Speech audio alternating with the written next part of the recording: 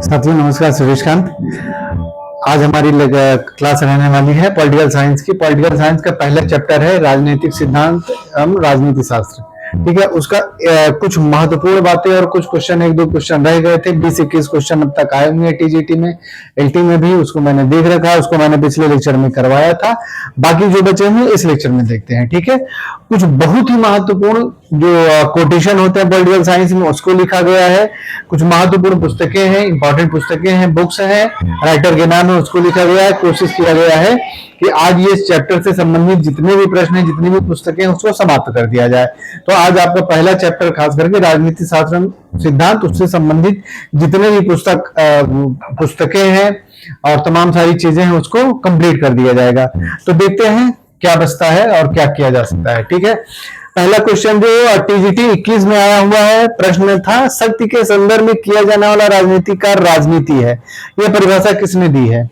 शक्ति के संदर्भ में किया जाने वाला राजनीति का राजनीति है, ये प्रश्न परिभाषा किसने दी है? ये टीजीटी 21 में प्रश्न आया हुआ, इसको लासवेल ने दिया है। ठीक है, तो आप नोट कर लीजिएगा। फिर अब कुछ किताबों के बारे में देखते हैं जो बहुत इंपॉर्टेंट किताबें हैं जो आपके एग्जाम में आने वाले हैं। द स्पिरिट ऑफ लॉज, ये किसकी किताब है? ये मॉन्टेस्क्यू की किताब है। ठीक है, the spirit of laws Montesquieu की किताब है। A history of political theory, ये किसकी किताब है? सैबाइन की पुस्तक है, सैबाइन की किताब है। ठीक है, a history of political theory सैबाइन की पुस्तक है। फिर मॉडर्न डेमोक्रेसीज और द अमेरिकन कॉमनवेल्थ, ये दो किताबें हैं, मॉडर्न डेमोक्रेसीज और द अमेरिकन कॉमनवेल्थ, ये किसकी किताबें हैं? जेम्स ब्राइस की किताबें हैं। ठीक है, दो किताबें अलग अलग लिखने से अच्छा होगा एक साथ में लिख दिया गया, क्योंकि एक ही राइटर है। जेम्स ब्राइस की पुस्तक है modern democracies the American Commonwealth. ठीक, फिर अगली पुस्तक का नाम है एसेज ऑन गवर्नमेंट और public opinion and popular government. ठीक है, ये दो किताबें हैं, एसेज ऑन गवर्नमेंट और public opinion and popular government. ये किसकी किताब है? ए लॉरेंस लावेल की पुस्तक है। ठीक है, राइटर का नाम क्या है? लॉरेंस लेवल, ए लॉरेंस लावेल। इनकी किताब का नाम क्या है? एसेज ऑन गवर्नमेंट, दूसरा public opinion and popular government. ठीक है, फिर one dimensional man, Herbert Marcuse की बहुत प्रसिद्ध किताब है ये, हर्बर्ट मार्क्यूज की वन डायमेंशनल मैन। ठीक, फिर अगली किताब है पॉलिटिकल मैन, ये सिमोन मार्टिन लिप्सेट की पुस्तक है। ठीक है, political man Simon Martin Lipset की किताब है ये।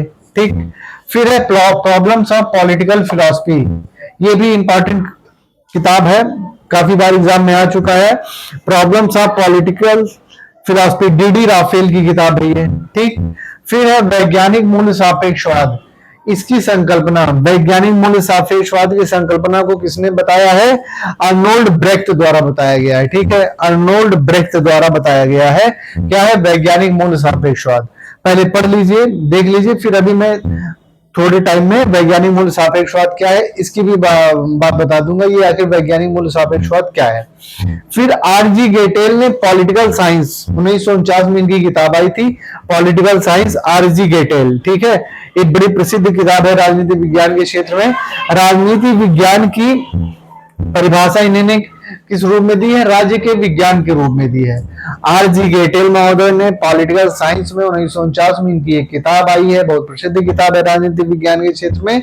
उसमें इन्होंने राजनीति की परिभाषा किस रूप में दी है? राज्य के विज्ञान के रूप में दी है। ठीक, फिर है संरचनात्मक प्रकार्यात्मक मॉडल, ये बहुत ही प्रसिद्ध मॉडल है, संरचनात्मक प्रकार्यात्मक मॉडल। आमंड ने 1960 में अपनी पुस्तक political of the developing areas में बताया था। ठीक है, संरचनात्मक प्रकार्यात्मक मॉडल आमंड ने 1960 में इनकी एक बहुत प्रसिद्ध किताब आई थी, political of the developing areas में इन्होंने बताया था। ये मॉडल क्या है अभी मैं बताता हूं। फिर ये टीजीटी 11 में प्रश्न आया था, मानवीय संबंधों के उस किसी भी अस्थायी रूप को राजनीतिक व्यवस्था कहेंगे जिसमें महत्वपूर्ण अंगों में शक्ति, शासन अथवा सत्ता अंतर्गत हो, यह परिभाषा किस विद्वान ने दी है? तो ये रॉबर्ट डहल ने दी है, ये टीजीटी 11 में प्रश्न आया हुआ था। ठीक है, तो ये फर्स्ट चैप्टर का राजनीतिक शास्त्र एवं सिद्धांत से संबंधित जितने भी प्रश्न थे वो मैंने पिछले लेक्चर में और इस लेक्चर में सारे बता दिए। 21-22 प्रश्न आए हुए हैं, कुछ रिपीटेड भी थे, एक ही प्रश्न 2-2 बार का रिपीटेड था जैसे, तो उसको मैंने बता दिया है। कोई भी क्वेश्चन इससे बच के नहीं जाने वाला है। कुछ पुस्तकें जो महत्वपूर्ण है उसको मैंने बता दिया। वैज्ञानिक मूल्य सापेक्षवाद और संरचनात्मक प्रकार्यात्मक मॉडल, ठीक है। बेसिकली संरचनात्मक प्रकार्यात्मक मॉडल एक समाजशास्त्री मॉडल है। समाजशास्त्र में प्रकार्यात्मक मॉडल का नाम आपने सुना होगा जो है, ठीक है। प्रकार्यात्मक मॉडल 1955-60 के बीच में समाजशास्त्र में खूब दुनिया में आया, ठीक है। ये अगर यहाँ पे राजनीति विज्ञान में इसको आमंड ने बताया है, तो संरचनात्मक प्रकार्यात्मक मॉडल का क्या काम है राजनीति विज्ञान में? इसका विशेष मॉडल ये होता है कि किसी भी क्षेत्र में किसी निश्चित दिशा में कोई ऐसा कार्य सिद्धांत तरीके से किया जाए जिसमें कि उसमें आदर्श, मूल, नैतिकता तमाम सारी चीजें समाहित रहें। ऐसा ना हो कि कुछ तितर बितर है। एक सुव्यवस्थित तरीके से ऐसा मॉडल जिसमें इसी क्षेत्र में, अगर राजनीति विज्ञान की बात की जाए तो राजनीतिक सिद्धांत है, चाहे राजनीतिक शास्त्र है, जो भी क्षेत्र है उसमें वो सभी तरीके अपनाने चाहिए जो एक निश्चित दिशा में, एक संतुलित मात्रा में किसी भी काम को एक व्यवस्थित रूप दे सके, आकार दे सके। इस मॉडल का बेसिकली यही काम है, ठीक है। संरचनात्मक प्रकार्यात्मक मॉडल। आगे जब मैं राज्य पढ़ाऊंगा जो है, सेकंड चैप्टर है, तो राज्य में मैं इस मॉडल को जरूर बताऊंगा, ठीक है। फिर है वैज्ञानिक मूल्य सापेक्षवाद की संकल्पना, अर्नोल्ड बर्थ। ये बहुत इंपॉर्टेंट है। वैज्ञानिक मूल्य सापेक्षवाद क्या है? सापेक्षवाद पहले समझ लीजिए कि सापेक्षवाद क्या है। सापेक्षवाद ये होता है कि किसी कालखंड में किसी समूह के द्वारा जो काम किया जा रहा है उस टाइम पे उन लोगों के द्वारा, उसको उससे कोरिलेट करके उसको सापेक्षवाद कहा जाता है। इसको किसी दूसरे समूह में, दूसरे कालखंड पीरियड में वही चीज उन्हीं लोगों के द्वारा अपनाया जाए, ये जरूरी नहीं है। सापेक्षवाद का मतलब होता है कि उस कालखंड में रिलेटिविटी यानी कि खोजना या उसको बताना। तो वैज्ञानिक मूल्य सापेक्षवाद क्या है? वैज्ञानिक मूल्य सापेक्षवाद वही है कि इस सिद्धांत में वैज्ञानिकता का पुट रहता है, लेकिन ऐसा नहीं कि अगर वैज्ञानिकता रहेगी विज्ञान आएगा। वैज्ञानिकता का मतलब है कि व्यवहारवादी या प्रमाण सहित, ठीक है। वैज्ञानिकता का मतलब होता है कि तर्क सहित, प्रमाणिकता सहित। इस के साथ में वैज्ञानिक मूल्य सापेक्षवाद में ये मूल्य भी रहता है, विज्ञान भी रहेगा, ठीक है, तर्क सहित रहेगा, मूल्य सहित रहेगा। दोनों के साथ में किसी को हटाया नहीं जाएगा या अलग बिलग नहीं किया जाएगा।